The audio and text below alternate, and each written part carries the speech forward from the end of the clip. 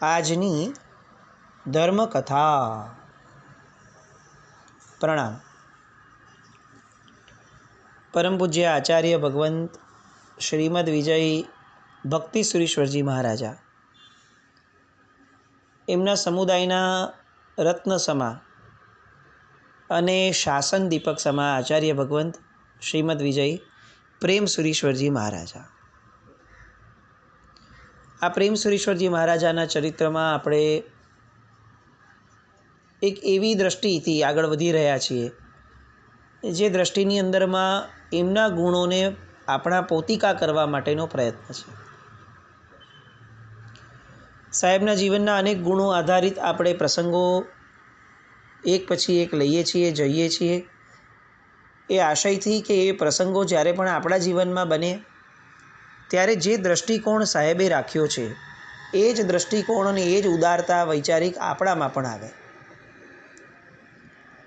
મહાપુરુષોના ચરિત્રને વાગોળવાનો આ એક સૌથી મોટો ફાયદો છે. આપણે ચ્યુઇંગમ ચગડતા હોઈએ તો એ ચગડાતી જ રહે, એનો ક્યારે અંત જ ન થાય. કદાચ એને આપણે છેલ્લે ફેંકવી પડે એમ વિચારીને કે હવે ઘણું ચગડાઈ ગયું. આ ચ્યુઇંગમને ચગડવામાં પોષણ કંઈ જ નથી, બસ ફક્ત ને ફક્ત શરીરની એક્સરસાઇઝ છે. અને એની જગ્યાએ આપણે મોઢાની અંદરમાં એક સરસ મજાની સાકરનો ટુકડો મૂક્યો હોય અને ચગડીએ પણ નહીં તો પણ એ સતત આપણા શરીરની અંદર, આપણા મુખની અંદર મીઠાશ પ્રસરાવતો રહે. આપણા જીવનની સામાન્ય પંચાતો, વાતો, ચર્ચાઓ આ બધા ચ્યુઇંગમ જેવા છે જેને જિંદગીભર આપણે ચગડતા રહેશું તો પણ એ અંતે આપણને પોષણ કંઈ જ નહીં આપે. એ ફક્ત અને ફક્ત આપણો સમય ખાશે અને યા તો આપણું મગજ ખાશે. પણ મહાપુરુષોના ચરિત્રો એક સરસ મજાની મીઠાઈ મોઢામાં મૂકી હોય એના જેવું છે જેનો રસ સતત આપણને મીઠાશ આપતો રહે.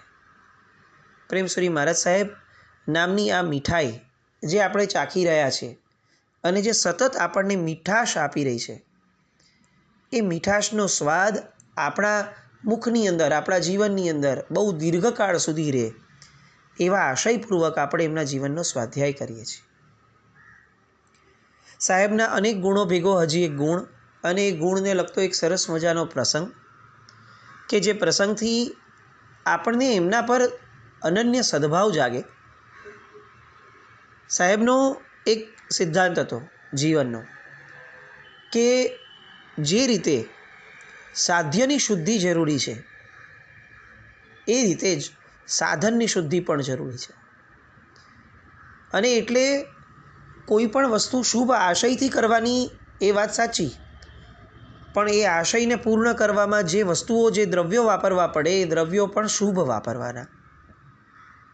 અશુભ દ્રવ્યોથી શુભ વસ્તુ થતી હોય તો એ સાહેબને માન્ય ન હતી, સાહેબને ઈષ્ટ ન હતી. અને આ સાધન શુદ્ધિનો જે આગ્રહ છે એ અત્યારે સમાજ માટે ખૂબ જરૂરી પણ લાગે છે. કારણ કે સાધન શુદ્ધિ વગર જેટલા પણ વ્યક્તિઓને આપણે આગળ કરીએ છીએ આ બધા અંતે આપણી સાધ્યને, અશુદ્ધિને આગળ વધારે છે. એકવાર સાહેબ પાલીતાણામાં હતા, ભક્તિ વિહાર ધર્મશાળાનું કામ ચાલી રહ્યું હતું અને બે ભાઈઓ મળવા આવ્યા. એ બંને ભાઈઓએ વંદન કરીને સાહેબને પૂછ્યું કે સાહેબ કોઈ કામ છે, કોઈ હુકમ છે? સાહેબ પ્રત્યે એમને અનન્ય સદભાવ હતો, સાહેબને જાણમાં હતો. અને પ્રેમસુરી મારા સાહેબે પ્રેમથી કહ્યું કે જો હુકમ તો કશો નથી, પણ પાલીતાણામાં ભક્તિ વિહાર ધર્મશાળાનું કામ નિર્માણ થઈ રહ્યું છે, એમાં તમારે કોઈ લાભ લેવો હોય તો તમે અવશ્ય લઈ શકો છો. તમને મારે કશો આગ્રહ નથી કરવાનો, હું માત્ર પ્રેરણા આપું છું. લાભ લેવો કે ન લેવો એ બાબતમાં તમે જાતે નિર્ણય લઈ શકશો. પેલા બંને ભાઈઓને જોઈને ખ્યાલ આવતો હતો કે આ બંને ભાઈઓ વ્યવસ્થિત સમૃદ્ધ ઘરના છે, સાહેબ પ્રત્યે અતિ સદભાવવાળા છે. અને તેમ છતાં સાહેબના જે માઇલ્ડ ટોનના પ્રેરણાત્મક વચનો ગયા એના કારણે પેલા બે ભાઈઓને પણ કદાચ કેટલેક અંશે થોડુંક નબળું લાગ્યું. સાહેબ ધારત તો આગ્રહ કરીને આપણને કહી શક્યા હોત, પણ સાહેબે આપણને બહુ લિબરલી છૂટ આપી દીધી કે મારે લાભ લેવો હોય તો લો, ન લેવો હોય તો ન લો. પેલા બંનેએ જી સાહેબ કર્યું, વંદન કર્યા અને પછી એ લોકો વિદાય થયા. એ બાબતમાં કશો જ રણકાર એમના તરફથી થયો નહીં. આ જ ઘટના સમયે સાહેબની બાજુમાં મુંબઈના વતની હિંમતભાઈ એ બેઠા હતા અને તરત જ એમણે સાહેબ હારે આત્મીયતા હતી એવી, એટલે એમણે તરત એ ભાઈના ગયા, બે ભાઈઓના ગયા પછી પ્રશ્ન કર્યો, સાહેબ આ તે કેવી વાત? બંને ભાઈઓ સામે ચાલીને લાભ લેવા તૈયાર છે, આપ એમને માત્ર પ્રેરણા કેમ કરો છો? આપે સિમ્પલી ખાલી આગ્રહ પણ કર્યો હોત ને કે ભાઈ આ લાભ લેવા જેવો છે, તો પણ સાહેબ એમને ઘણો મોટો લાભ લઈ લીધો હોત, આવું કેમ? અને ત્યારે પ્રેમશ્રી મહારાજ સાહેબે હિંમતભાઈને ખુલાસો કરતાં કહ્યું કે જુઓ, આ ભાઈ લાભ અત્યારે લેવા માટે તૈયાર છે, પણ જ્યાં સુધી મને ખ્યાલમાં છે ને મારી પૂર્ણ સમજણ છે અને જાણકારી છે એ પ્રમાણે થોડા વખત પહેલાં આ ભાઈઓ ગેરકાનૂની સ્મગલિંગનો કારોબાર કરતા હતા. હવે આ ભાઈઓ ક્યારે પણ પકડાઈ જાય એવી સંભાવના પણ પેદા થયેલી છે. એ લોકો મારી પાસે આવ્યા હતા એ ટાઈમે પણ, અને એ ટાઈમે એમણે મારી પાસે આશીર્વાદ માંગ્યા હતા કે સાહેબ હવે આ ગૂંચવાડામાં વધુ અમે ફસાઈએ નહીં, એવા કંઈક આશીર્વાદ આપો. હવે હિંમતભાઈની ક્યુરિયોસિટી અતિશય વધી ગઈ. હમણાંનું મૂકો સાહેબ, એ સમયે આપે શું જવાબ આપ્યો હતો એ બોલો, કારણ કે આપની પાસે કોઈ આવો પ્રશ્ન લઈને આવે કે આ સ્મગલિંગના ધંધામાંથી સાહેબ અમને કોઈ તકલીફ ન થાય એવા આશીર્વાદ આપો, તો ત્યારે સાહેબ આપનું શું કહેવું હતું એ સમયે? એટલે સાહેબે તરત કીધું કે એવા આશીર્વાદ તો અમે સાધુ થઈને કઈ રીતે આપી શકીએ, પણ મેં એમને એટલું ચોક્કસ કહ્યું હતું કે ખોટી દિશામાં ગમે તેટલા આગળ જઈ શકાય એવું હોય તો પણ પાછા વળી જવું એ ઈચ્છનીય છે. તમારે દેશના કાનૂન અને દેશ વિરુદ્ધનો કારોબાર કમ્પ્લીટલી સંપૂર્ણપણે બંધ કરી જ દેવો જોઈએ, અને જો તમે સાચા માર્ગે વળશો તો તમારો વાળ પણ વાંકો નહીં થાય એની હું ખાતરી આપું છું. અને પછી મેં એમને વાસક્ષેપ કર્યો હતો. હિંમતભાઈ આ વાત સાંભળીને ખૂબ પ્રભાવિત થયા કે સાહેબની સ્પષ્ટ બોલવાની કેટલી જબરદસ્ત શક્તિ, ખુમારીપૂર્વકની. પણ એમને પ્રશ્ન એ હતો કે સાહેબ આપે તો આટલું બધું સરસ કહી દીધેલું, પછી શું થયું? એ બે ભાઈઓનો રિસ્પોન્સ શું હતો? અને ત્યારે સાહેબ બોલ્યા કે મને એની પછીની બહુ ખબર નથી, કારણ કે મારો સ્વભાવ નથી વ્યક્તિ અહીંયાથી જાય પછી એ વ્યક્તિની પાછળની બધી ચર્ચાઓ કરવી, એની ફોલોઅપ લેવી, એટલો બધો સમય આપવો એ અમને શોભાસ્પદ નથી. પણ પછીથી કેટલાક વ્યક્તિઓ જે હમણાં જ રિસન્ટલી આવ્યા હતા એ લોકોએ સામે ચડીને આ વાત કાઢી અને કહ્યું હતું કે સાહેબ એમણે પાપની કમાણીનો ધંધો બંધ કરી દીધેલો, એટલે મને થોડું ગમ્યું કે ભાઈ ચાલો આપણું કામ તો દરેકને સાચો રસ્તો બતાવવાનું છે, પછી એ સાચે રસ્તે આગળ જવું કે ન જવું એનો નિર્ણય તો એને પોતે જ કરવાનો છે. એટલે હિંમતભાઈએ કીધું કે સાહેબ જો એમણે છોડી દીધો છે આપને ખ્યાલમાં હતો તો સાહેબ હમણાં આપે પ્રેરણા કેમ ન કરી? ત્યારે સાહેબે કીધું કે જુઓ, એમના પાપના ધંધાની કમાણીમાંથી એમને ધર્મનો કોઈ લાભ લેવો હોય એવો આગ્રહ આપણાથી ન થાય. અનીતિનો પૈસો છે, એ એનો નિર્ણય હોઈ શકે, એ વાપરી શકે. અનીતિના પૈસાથી ધર્મ ન થાય આવો એકાંત એ મારા મગજમાં પણ નથી, પરંતુ એ આપણાથી આગળ ન થાય. મેં એમને શુભ કાર્યમાં સહભાગી થવા માટે માત્ર પ્રેરણા આપી અને આગ્રહ ન કર્યો, એના બે કારણ હતા. એક, મારે પાપની કમાણીની રકમ નથી જોઈતી, અને બીજું, એકાદ વખત જો અમારા આગ્રહને કારણે કશો લાભ લઈ લે ને તો ભવિષ્યમાં ગમે તે કાર્ય માટે આશીર્વાદ માંગવા આવે તો ત્યારે અમારે શર્મા ધર્મે પણ એમને આશીર્વાદ આપવા પડે. એના કરતાં પ્રેરણા કરીને છૂટા થઈ જઈએ એટલે ભવિષ્યમાં પણ જે વસ્તુ અમને ઇષ્ટ નથી લાગતી એ વસ્તુમાં જરા પણ સામેલ થવાની વાત અમારા મગજમાં આવે જ નહીં. સાહેબની આ વૈચારિક દ્રઢતા અને એમની આ એક સરસ મજાની સ્થિતિ કે જેની અંદરમાં સામા પ્રત્યેનો વિચાર હતો પણ પોતાના પ્રત્યેનો, પોતાના આચરણ અને વિચારણા પ્રત્યેનો સખત દ્રઢ વિચાર હતો. હજી એક આવો પ્રસંગ સરસ મજાનો થયો હતો. એક વખત પાલનપુરના એક શ્રાવક, એકનો એક દીકરો બીમાર પડ્યો, પોલિયો થયો, અને એની સારવાર માટે એ ભાઈએ શ્રાવકે ઘણા પ્રયત્નો કર્યા. ઘણી હોસ્પિટલમાં ગયા, ઘણા ડૉક્ટરોને બતાવ્યું, પણ તબિયત સુધરતી જ ન હતી, વધુને વધુ બગડતી જતી હતી. આ જોઈ અને એને સખત હવે ધર્મ યાદ આવ્યો. આમ પણ વ્યક્તિની જ્યારે બધી જ પોતાની ક્ષમતાઓ, પોતાના આધારભૂત સાધનો જે એણે માન્યા છે, પૈસો વગેરે, એ બધાથી જ્યારે માણસ થાકે ને પછી એને જે ધર્મ યાદ આવે ને એ બહુ સાચો યાદ આવે. કારણ કે પછી એને ધર્મ શરણભૂત લાગે છે. અને આ ભાઈને પણ એવું લાગ્યું. એટલે પછી સૌથી પહેલાં દેવ કરતાં પણ પહેલાં એને ગુરુ યાદ આવ્યા. એને સાંભળ્યું પણ હતું અને પહેલાં પૂર્વમાં પોતે પણ સાહેબના પરિચયમાં હતો કે પ્રેમસુરી મહારાજના આશીર્વાદ મળે તો ગમે તેવાનું ગમે તેવું કામ થઈ ગયું હોય છે, એવા અઢળક દ્રષ્ટાંતો એને ખ્યાલમાં હતા. એટલે તરત જ એ પ્રેમસુરી મહારાજ સાહેબ પાસે આવ્યા અને આવીને તદ્દન ભોળા ભાવે એમણે સાહેબને કીધું કે સાહેબ, મારા એકના એક દીકરાને પોલિયો થયો છે. ડૉક્ટરોની સારવારથી કશો જ ફરક પડતો નથી. આપ સાહેબ એને આશીર્વાદ આપો એવી મારી વિનંતી છે. આપના આશીર્વાદથી મારા દીકરાને જો સારું થઈ જશે તો આપ કહો એ જગ્યાએ હું 50 લાખ રૂપિયાનું દાન આપીશ. આ વાક્ય બોલતા તો બોલાઈ ગયું, કારણ કે દીકરા પ્રત્યેનો પ્રેમ હતો જે મૂળમાં આની પાછળ પડ્યો હતો. પરંતુ આજુબાજુના મહાત્માઓ સ્તબ્ધ થઈ ગયા અને ક્લિયર થઈ ગયા કે હવે આ ભાઈ એ કંઈક એવું પામશે કે જે એની માટે બહુ જરૂરી છે, એના પરિવર્તન માટેનું આવશ્યક છે. એવું કંઈક ને કંઈક સાહેબ પાસેથી આવશે જ. કારણ કે આવું વાક્ય સૈદ્ધાંતિક દૃષ્ટિએ સાહેબ ક્યારેય સ્વીકારે નહીં. પ્રેમસુરી મહારાજ સાહેબ તરત જ એ ભાઈને પ્રત્યે જોઈ અને કરુણા ચિંતાવવા લાગ્યા કે અત્યાર સુધીમાં તો આપણે હજારો લોકોને આશીર્વાદ આપ્યા છે, પણ કિંમત આપવાની વાત કરે આશીર્વાદની, એવું તો પહેલી વાર થયું. પણ ગરજવાનને અક્કલ ન હોય. એવી જ રીતે આ પરિસ્થિતિ આ ભોળા શ્રાવકની થઈ લાગે છે. એક દીકરાની નાજુક પરિસ્થિતિના કારણે આ મનોદશા થઈ હોય. એટલે એમણે જરા પણ હાર્શ ન થતાં આશ્વાસનના શબ્દો વડે પેલા શ્રાવકને કહ્યું, જો ભાઈ, આશીર્વાદનો વેપાર ક્યારેય ન થાય અને મારા આશીર્વાદથી તમારા દીકરાને સારું થતું હોય તો હું આશીર્વાદ કેમ ન આપું, પણ આશીર્વાદની સોદાબાજી કરવી એ અમારો આચાર નથી. તમે શ્રીમંત છો એટલે તમારા દીકરાને મારા આશીર્વાદથી સારું થઈ જાય તો 50 લાખ રૂપિયા આપવાની વાત કરો છો. પરંતુ યાદ રાખજો કે કોઈ ગરીબ વ્યક્તિ પણ મારી પાસે આશીર્વાદ લેવા આવે તો હું સૌથી પહેલી પ્રાયોરિટી એને આપીશ. તમે તો સારામાં સારા ડૉક્ટર અને મોટામાં મોટી હોસ્પિટલમાં જઈ તમારા દીકરાની સારવાર કરાવી શકશો, પણ પેલા ગરીબના બિચારા દીકરાનું કોણ થશે?